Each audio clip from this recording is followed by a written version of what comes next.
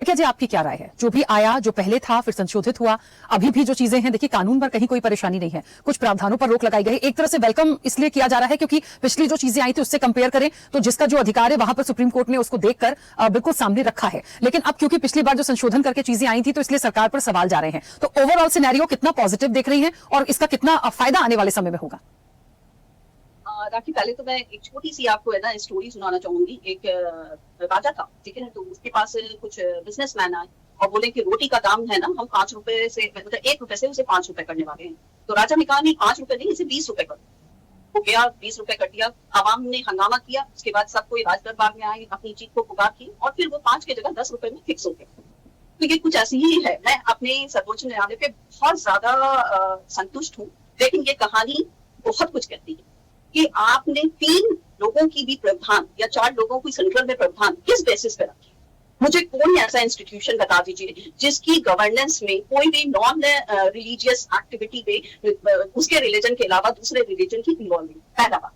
दूसरा बात, मैं फिर से याद दिलाना चाहूंगी कि जब बाबरी मस्जिद का वर्डिक्ट आया था तो बजाते हमारे कोर्ट के पैनल्स ने ये लिखा था कि हम अपने सद्भावना को देखते हुए ये चीजों को कर रहे हैं, लेकिन ये इम्प्लीमेंटेशन फिर दूसरे कहीं पे भी नहीं की जाएगी। लेकिन क्या होगा, आज आप देख सकते हैं कितने सारे मंदिरों के बारे में, मस्जिदों के बारे में कि मंदिर हैं और ये है वो है, बहुत सारी चीजें निकल रही हैं। मैं उसमें डीप में नहीं जाना चाहूंगी, बस मैं इतनी ब्रीफिंग करना चाहती हूँ कि हमारे सर्वोच्च न्यायालय और उस पर हमारी पूरी ये है, लेकिन हर बार कॉम्प्रोमाइज के कंडीशन में मुस्लिम सोसाइटी। दूसरी बात मैं यहाँ पे रखना चाहूंगी कि आप बात कर रहे थे, जो कि मैंने कई बार आपके डिबेट में भी कहा है कि जब बात होती है कलेक्टर के हाथ में देने की, तो पहले तो कलेक्टर के हाथ में, जो मेरे grandfather, both grandfather collector magistrate रहे और उनके पास ये सारी सिस्टम थी और बताते 1-1 रुपए का उन्होंने इन्वेस्टमेंट करते थे और दिखाते थे कि कोई भी इंसान वहां पे भूखा नहीं। लेकिन चाहे आप किसी भी स्टेट के कलेक्टर को ले लीजिए, भूखमरी से बच्चे मरते हैं, ये जिम्मेदारी एक कलेक्टर की होती है कि वो भूखमरी से बच्चे नहीं मरे। तो फिर जब वो अपनी ही राशि का, अपनी दी हुई गवर्नमेंट राशि का ठीक से उपयोग नहीं कर सकता तो वो तो जजमेंटल हो ही नहीं सकता, उसका कोई प्रोविजन ही नहीं बनता कि वो जजमेंट ले। पहली बात। दूसरी बात मैं यहाँ पे रख चाहूंगी कि हमेशा गवर्नमेंट बोलती है, जैसे अभी भी बीच में कोविड आया तो हमारी सेंट्रल गवर्नमेंट ने काफी एनजीओस को प्रेज किया, सोशल एक्टिविज्म को प्रेज किया कि देखिए ये लोग आगे बढ़े।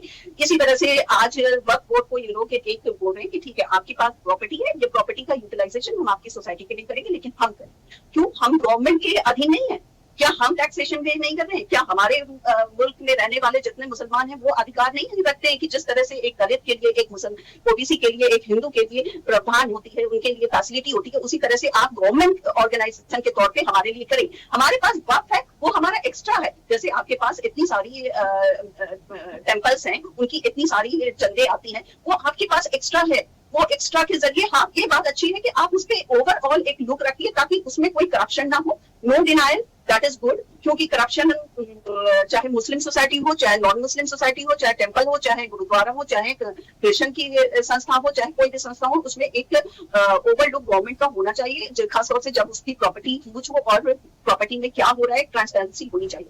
लेकिन उसी प्रॉपर्टी के बेसिस पे आप ये कहें कि हम मुसलमानों के लिए कुछ करेंगे, तो फिर गवर्नमेंट क्या करेगी? पहले आपने हज की सब्सिडी नजर दी, हम लोग खुशी खुशी राजी हो गए, फिर और भी सारी चीजों में आपने कर लिया, अब आप इस पे भी आ रहे हैं कि यही फैसिलिटी के ऊपर से हम आपको एक प्रोविजन निकाल के देंगे कि आपके लिए हम ये करेंगे। तो आप खुद गवर्नमेंट, बीइंग अ गवर्नमेंट, आप हमारे लिए क्या करें? तो बहुत सारी सवाल हैं जिसके जवाब अभी बाकी रह गए हैं। और संतुष्ट तो ये है ना कि compromise and you can say कि हमारे पास दूसरा ऑप्शन नहीं छोड़ा जाता है। वो राजा वाली जो मैंने कहानी सुनाई है, बस वही, और इसी पे हमें संतुष्ट करना होता है। तो मुझे लगता है कि जितनी भी यहाँ पे लोग बैठे हैं वो मेरे से कहीं ना कहीं सहमत होंगे, और नहीं होंगे तो मैं उसका और भी अच्छी तरह से जवाब दूंगी। बात करिए ना। हाँ बोलिए ज़किया जी, बोलिए। मैं काफी देर से इंतजार कर रही थी, मैं कर रही थी कि सोमवार के बाद मेरा चांस आएगा, बोला था। एनीवे, बहुत सारी बातें थी, लेकिन स्टार्ट करते हैं। सबसे पहले अभी सवाल किया गया कि वक्त प्रॉपर्टी, वक्त वोट कहीं और नहीं, हर कोने में वक्त है, हर तरह में। और जी सुन पा रही है? हाँ प्लीज जल्दी से कंप्लीट करिए। हाँ बोलिए। क्योंकि मैं राशि जी कुछ नेटवर्क इशू है, आप लोगों की आवाज नहीं आ रही है। राखी जी मेरी आवाज आ रही है? राखी जी मैं जवाब देना चाहता हूँ। राखी जी मेरी आवाज आ रही है? पहले आवाज नहीं आ रही है, आवाज आ रही है तो सबको एक साथ समय चाहिए, कैसे संभव होगा? यहाँ समय भी हो गया है। ज़किया जी प्लीज कंप्लीट करिए। हमने अवसर मांगा था।